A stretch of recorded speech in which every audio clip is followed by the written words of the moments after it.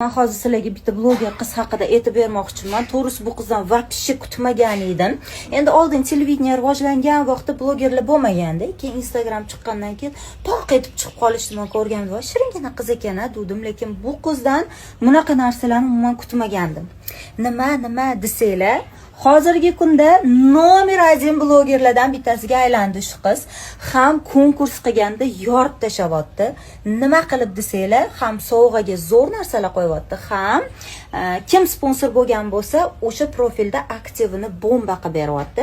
Hozir ham srochna sponsor yig'yapti bu qiz. 15 ming garant, 20 ming prognoz.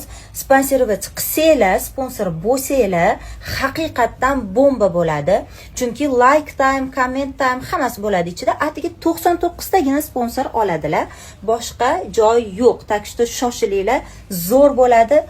Moshni qilib aktivlarni ko'tarib beradilar. Shoshilinglar.